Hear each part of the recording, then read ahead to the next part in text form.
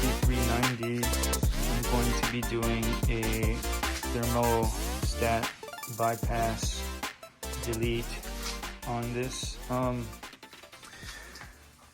bike. Here is the new kit by Samco. It's got 2 main hoses, a cap, and 4 small hoses. I also got the clamp kit. It just comes with 5 large clamps. It does not come with small clamps for the small hoses, so you're probably gonna have to reuse your old ones. So what I'm gonna be doing is I'm gonna be draining the fluid first. Obviously, I got the fairings off already. So we're gonna drain the fluid, and then we're just gonna start disconnecting hoses. So this one here is obviously pretty easy to get to. So unplug that, or unclamp that one, unclip that one. The other hoses are a little more tricky.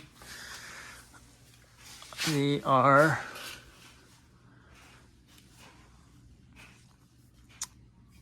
ones here mounted to the top of the motor, and it goes back behind here somewhere. It's a little harder to get to, and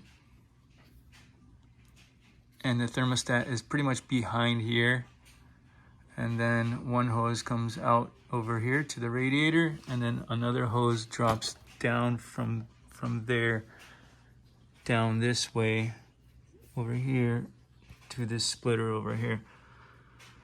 So I'm just gonna basically unclamp that one. I'm gonna unclamp all of them right here, 1, 2, and then 3 at the motor, and then I'm just gonna try and pull the whole thing out in one piece instead of trying to unclamp it at the thermostat. It's gonna be a lot harder to get behind there, so we'll see if that works. If I could just pull it out in one piece, and then I can just feed the other one through. It's just gonna be one, the long one, that main hose is gonna be from the radiator, the top of the radiator, to the motor. And the other smaller hose is this one right here on the other side. And the cap, I believe, goes here to cap off to that. So we're basically just deleting this hose right here. So everything will go from the motor to the radiator, out the radiator, and down to the water pump. So this hose is deleted, the thermostat is deleted. Okay, so I drained the coolant. So you can see hoses are disconnected. This one's disconnected from here and here. That's this one. Disconnected this one right here. And I'm gonna go and disconnect the other sides. Okay, I got this one connected to the top of the motor. I got this one connected from the radiator, and I'm gonna try and pull it through the other side. Got it out. It was a little kind of a pain in the ass. I ended up just taking it apart from here, taking off the other one, and then ended up pulling it through here or here. So we are gonna try and fit the other hoses in. Like I got this side in, so you can see it plugs in right there, routes behind and pops through right there and into the radiator. So that one wasn't too hard. It's much easier to get in than it is to get out. So there it is. I'm gonna do the other side now. Okay, so these 2 hoses are in, or that hose and that plug. It's all tightened down. I put that radiator reservoir hose in, and the other side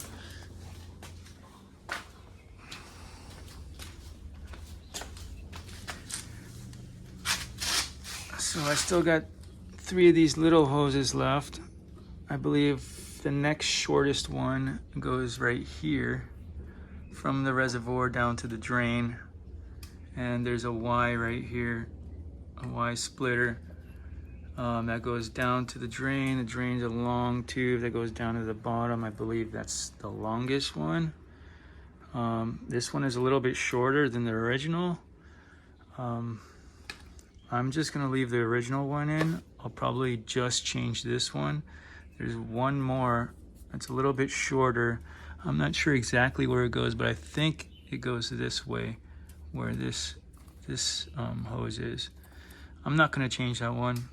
There's no real need for it. So, you know, unless something goes wrong with it, probably not. I doubt it. So I'll just have it just in case. So I'll leave these two hoses out.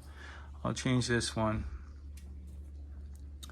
Sorry, these two out, and I'll change this one, and I'll call it a day.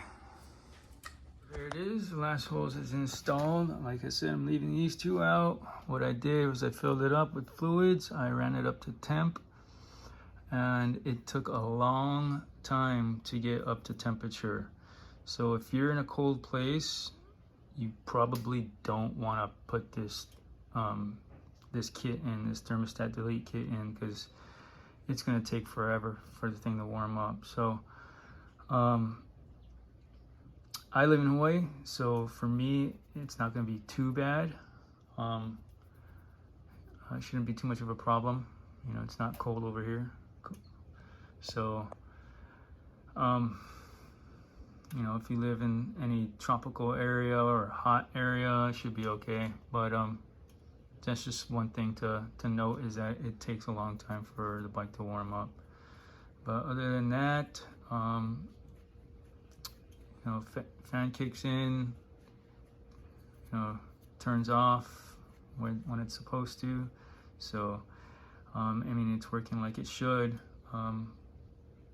Everything it seems to be okay. I'll report back when I go for a ride. I'll go for a ride and I'll see how much less the fan kicks in. You know, how much cooler it gets. So